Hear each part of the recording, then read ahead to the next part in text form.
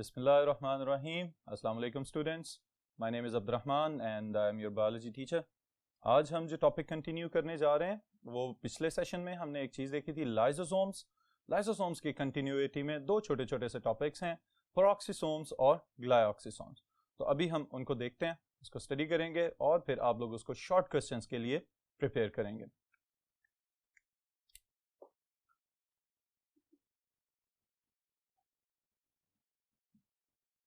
Alright students, जो organelle अभी हम डिस्कस करने लगे हैं दैट इज पेरोक्सिसोम।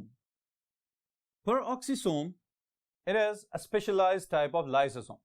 ओके, अब इसकी स्पेशलिटी क्या है वो इसके नाम के अंदर छुपी हुई है और नाम से ही आपने इसको याद रखना है। It is somehow associated with hydrogen peroxide H2O2। Alright students, और इसका फुल नेम है हाइड्रोजन पेरोक्साइड। अब सबसे पहले इसकी डिस्कवरी की बात कर लेते हैं। जो डिस्कवरर लाइसोसोम्स का था वही डिस्कवरर पेरोक्सिसोम्स का है and that is डिड्यूव।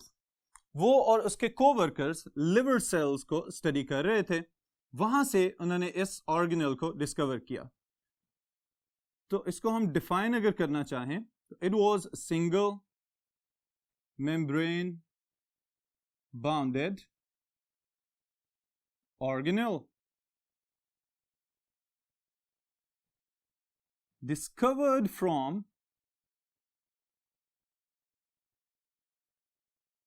liver cells।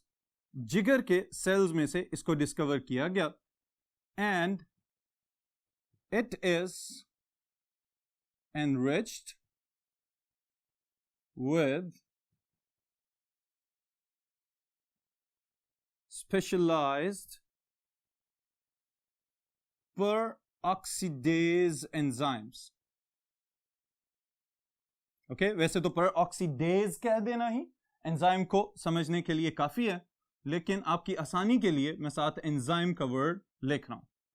Alright students, तो लिवर सेल्स की एक्टिविटी को चेक करने के दौरान पता चला कि यहां पे लाइसोसोम्स के एक और एसोसिएट मौजूद हैं जो कि पेरोक्सिसोम्स हैं, जो कि पेरोक्सीडेज एंजाइम कंटेनिंग वेसिकल्स कहलाएंगे।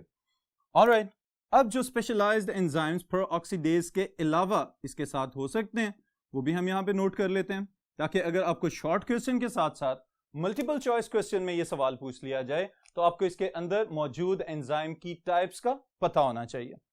So the first one is peroxidase. Peroxidase, all right, the second one is catalase। इसके नाम से पता चल रहा है ये चीजों को तोड़ने के काम आता है। catalase catabolic reactions को कंट्रोल करेगा। and the third one is glycolic acid oxidase, ये भी ऑक्सीडेशन में इन्वॉल्व होगा। all right students, so ये तीन एंजाइम्स हैं present in the peroxisomes. Alright, अगर मल्टीपल चॉइस क्वेश्चन में इसके लिहाज से कोई स्टेटमेंट पूछ ली जाए तो आपको इसके एंजाइम्स के नाम याद होने चाहिए। अब फिर अगर हम इसके फंक्शन की बात करें, जो कि इसका कैरेक्टरिस्टिक फंक्शन भी है, तो वो क्या है? It is characteristic of peroxisomes. Alright, बाकी लाइसोसोम्स भी हैं, पेरोक्सिसोम्स मौजूद हैं और ग्लाइऑक्सिसोम्स भी हो सकते हैं, लेकिन ये इंडिविजुअल जो एक डिस्टिंक्शन है वो सिर्फ पेरोक्सिसोम्स के पास है, और वो क्या है कि these types of vesicles known as peroxisomes are characterized by the presence of enzymes involved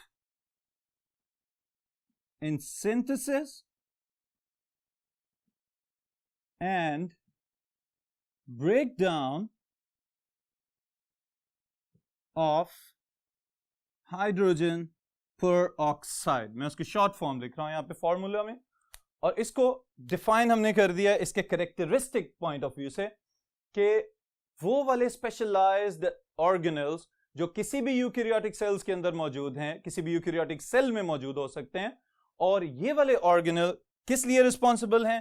hydrogen peroxide को बनाने के लिए और हाइड्रोजन पेरोक्साइड को तोड़ने के लिए, क्योंकि इस प्रोसेस के लिए जो एंजाइम्स रिक्वायर्ड हैं they are only present inside the peroxisomes. Alright students, तो ये एक इंपॉर्टेंट शॉर्ट क्वेश्चन है आपका। अगर शॉर्ट क्वेश्चन में पूछ लिया जाए कि what do you know about the peroxisomes, तो आप उसके जवाब में ये पॉइंट्स डिस्कस कर देंगे, तो it will be an enough answer for that short question. Okay, alright students, फिर इसके साथ ही साथ मैं आपको एक एडिशनल पॉइंट बताने लगा हूं जो कि इसके फंक्शंस में आप इंक्लूड कर सकते हैं, और वो क्या है? दैट इज कि they are also involve in metabolism of fatty acids. Alright, जो लिपिड्स हैं, जो फैट्स हैं, उनके मेटाबॉलिज्म में भी पेरोक्सिसोम्स इन्वॉल्व हो सकते हैं।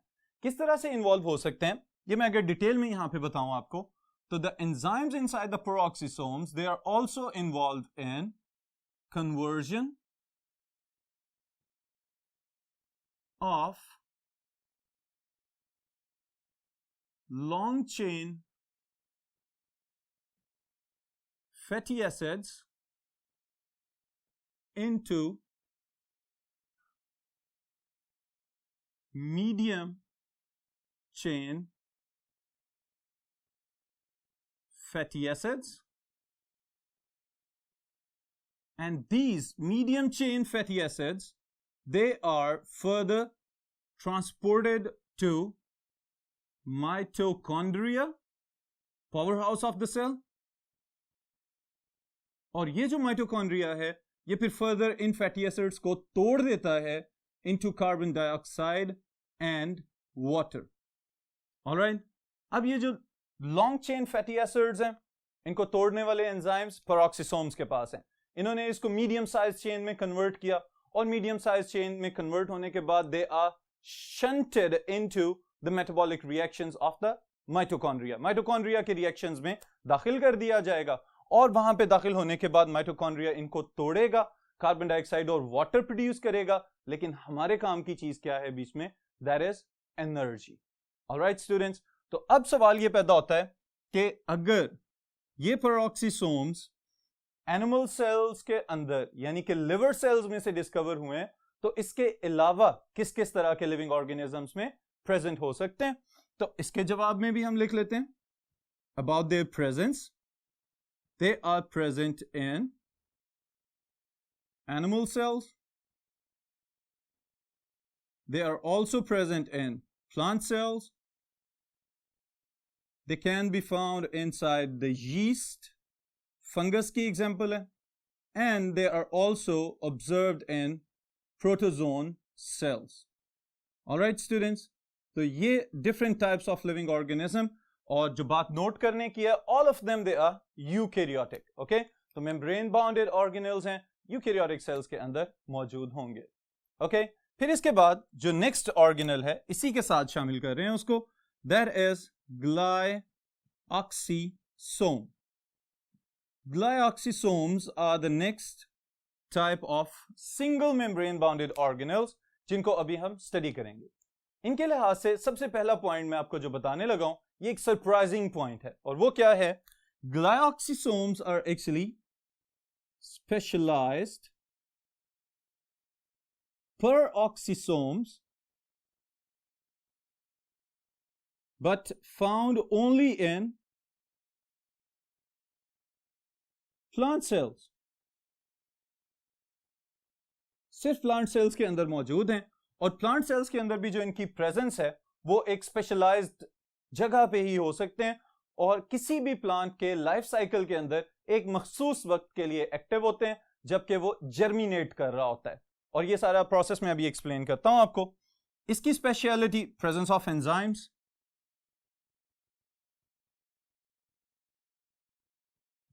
इसके पास कौन कौन से एंजाइम्स हैं? The first one is glycolic acid oxidase, जिसका काम है सारे का सारे ग्लाइऑक्सिलेट साइकिल के अंदर। And the second one is again the catalyst, बड़े सबस्ट्रेट मॉलिक्यूल्स को तोड़ के छोटे प्रोडक्ट्स में कन्वर्ट करने वाला एंजाइम कैटालिस। ऑलराइट स्टूडेंट्स, अब फिर वेयर इट इज फाउंड, ये पाए कहां पे जाते हैं? प्लांट्स की हमने बात की है, तो प्लांट सेल्स के अंदर किस वक्त किस स्टेज में कौन से स्ट्रक्चर के अंदर इनको ऑब्जर्व किया जा सकता है? तो दे आर फाउंड प्राइमरीली, बुनियादी तौर पे मौजूद हैं कहां पे? जर्मिनेटिंग सीडलिंग्स, उगते हुए जो बीज होते हैं उनके अंदर इनको आसानी से ऑब्जर्व किया जा सकता है। ऑलराइट स्टूडेंट्स, अब यहां पे इनका क्या रोल है, क्या फंक्शन प्ले कर रहे हैं, ये अभी मैं आपको एक्सप्लेन करता हूं यहां पे एक छोटी सी डायग्राम के साथ। कि फॉर एग्जांपल आप देखें जरा यहां पे कि एक छोटा सा सीडलिंग है। अब ये सीडलिंग, इसको क्यों कह रहे हैं? बीज है, लेकिन उसको फेवरेबल कंडीशंस मिली हैं और फेवरेबल कंडीशंस मिलने के बाद वो जर्मिनेट करना शुरू हो गया।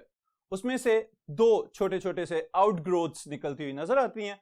जो ऊपर की तरफ जाएगा that is known as plumule, जो नीचे की तरफ जाएगा that is known as radical.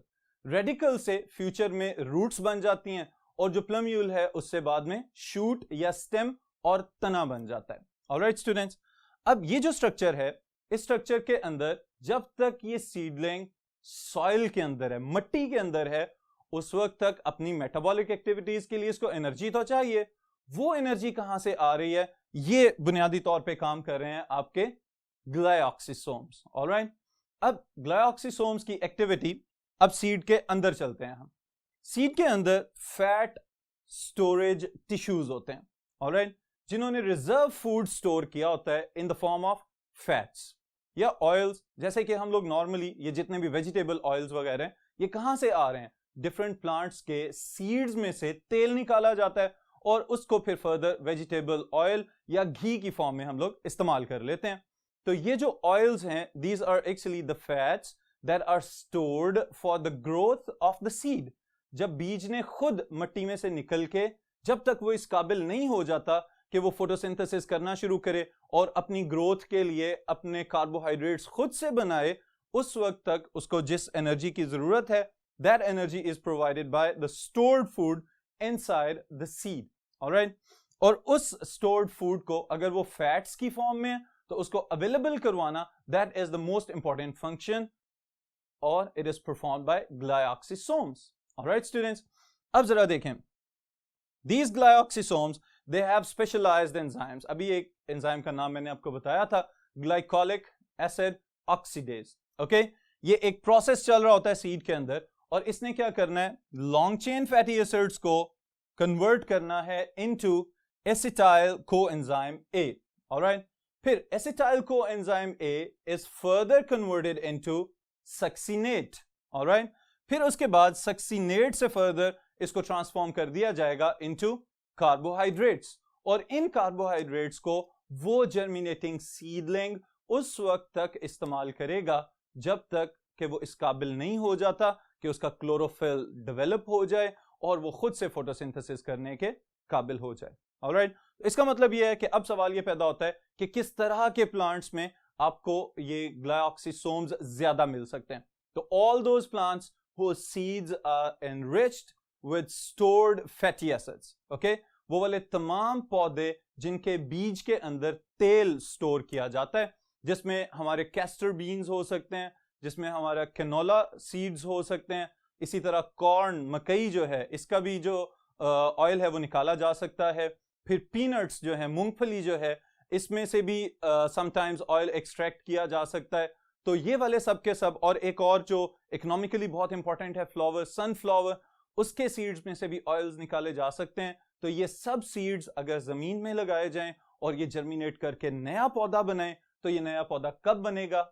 जब इनके अंदर ग्लाइऑक्सिसोम्स फैटी एसिड्स को तोड़ के उस ग्रोइंग सीडलिंग की हेल्प करेंगे, तो तब एक नया पौधा फिर जमीन में से बाहर आ सकेगा।